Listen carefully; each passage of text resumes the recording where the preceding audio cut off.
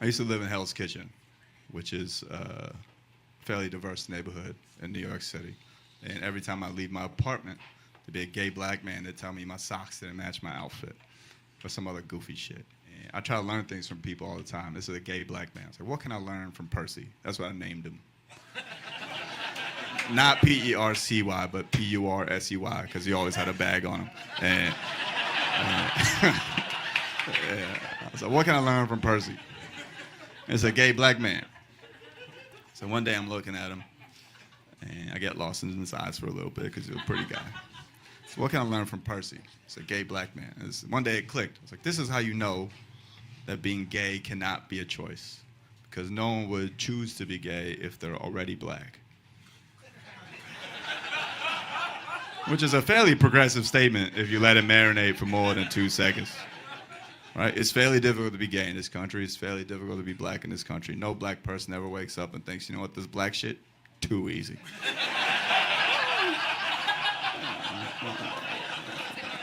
I'm gonna put on a Madonna halter top, grab some Jordans in my Michael Kors bag, and tell an Indian dude how to live his life. That's not a choice to anybody.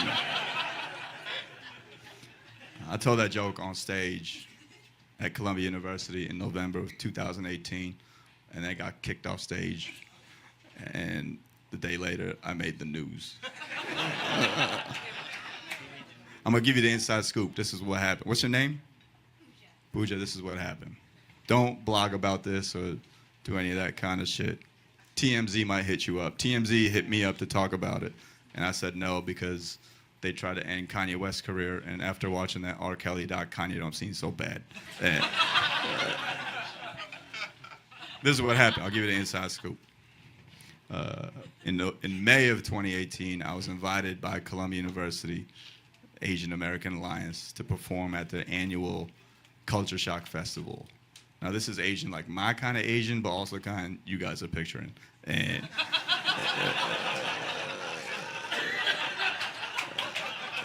they're like, hey, Nimesh, we're big fans of your work. You were the first Indian to ever write on SNL. We want you to come do our show. And I was the first Indian ever write on SNL. Hopefully not the last, but thank you, but I don't want to get it twisted. I'm not like the Jackie Robinson of Indian writers. You know, I didn't barge into Lorne Michaels' office like, hey, fuck Taco Tuesday, we're doing Tandoori Thursday from here. It was none of that. I just happened to be Indian when I got hired. I'm white now, it's pretty cool, but... They're like, hey, Nimesh, we want you to perform at our show. And I've done tons of these shows before. I used to go to them in high school all the time.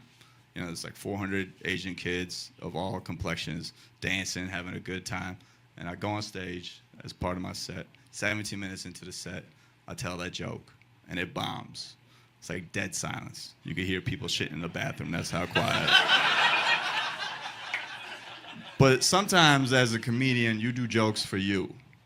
And I was like, let's see what this crowd's about. If this joke works, it works. If it doesn't, I'll just go back and do this other shit. And it didn't work. I was like, all right, just roll with it. See what happens. 3 minutes later, the 3 young Asian women that invited me to do the show come on stage in one trench coat and...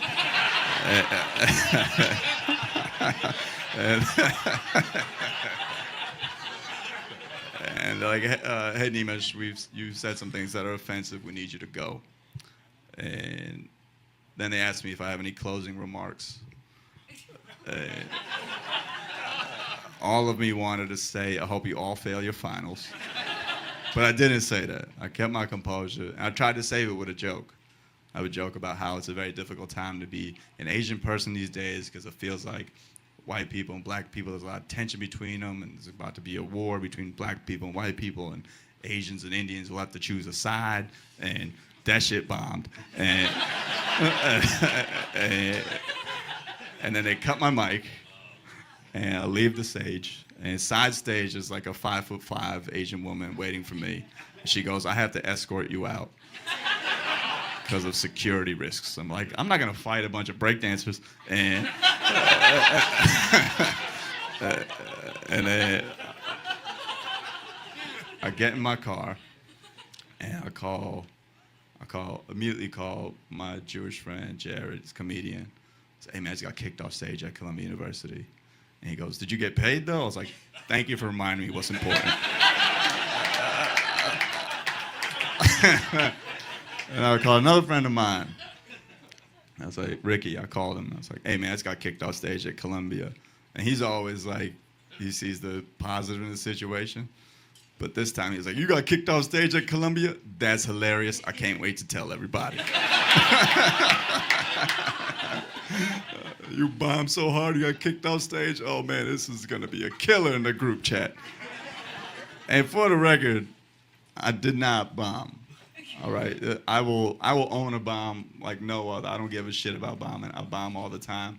Bombing is a learning experience, and I always ask for my money up front for a reason. I'll tell you my greatest bomb, Pooja. Pooja, in 2016, July,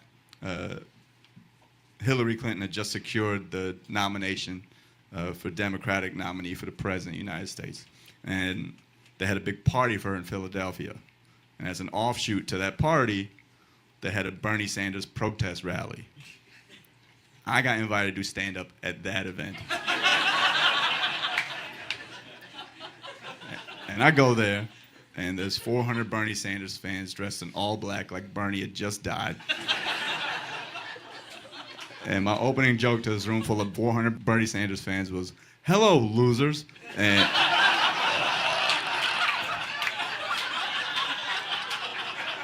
sometimes comedy's for the comedian. And that was the funniest thing I could have said in that situation. And then I bombed for a good 10 minutes. You ever been stared at by 400 people with purple hair? It's hilarious.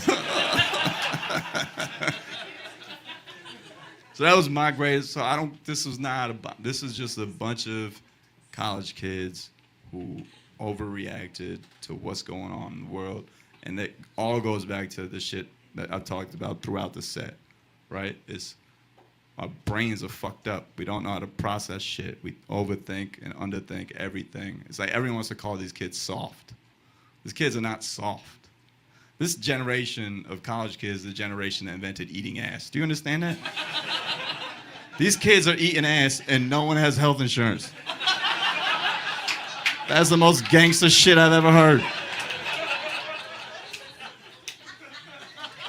But then really this Columbia incident was a microcosm of everything that's going on in America, because after that happened, the very next day, I learned that fake news is a real thing. 2 days later, I was trending on Yahoo. 3 days later, I got an email from Tucker Carlson. 2 emails from Tucker Carlson. "Hey, Nimesh, come talk about this on the show." It's like, "Nah, Tuck, you too thirsty for this."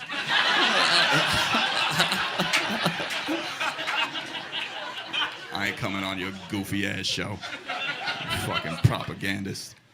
But I should have gone on the show, because the second part of that being gay is not a choice joke, is when I say, and I said this at Columbia, I said, that's not fully true, because the only person who chooses whether or not to be gay on a daily basis is Mike Pence.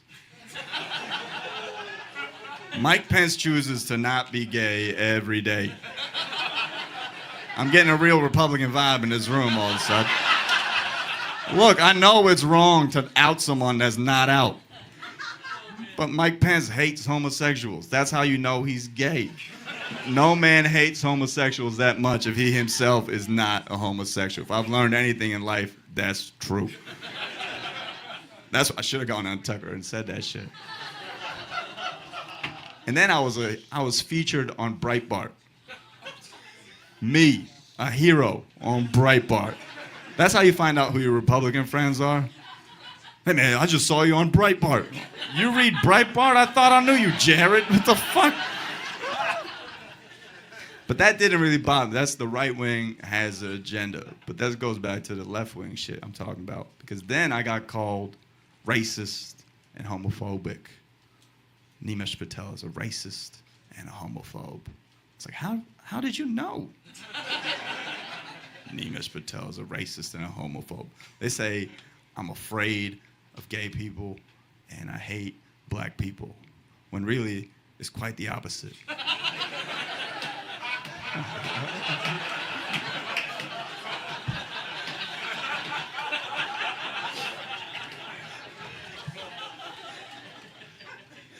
so crazy. It's such a crazy time. My own people did that shit.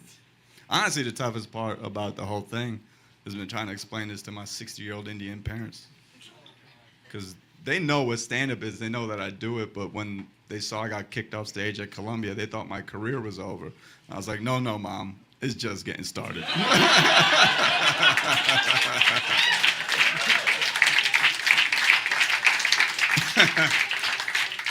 It was cool. My dad works as a cashier at a liquor store, and one of his customers came in with a second page of the New York Post. I was on the second page of the New York Post. Front page, George Bush had just died. Second page, Nimesh Patel. And someone was like, hey, Sanjay, isn't this your son? My dad's like, I don't know that motherfucker.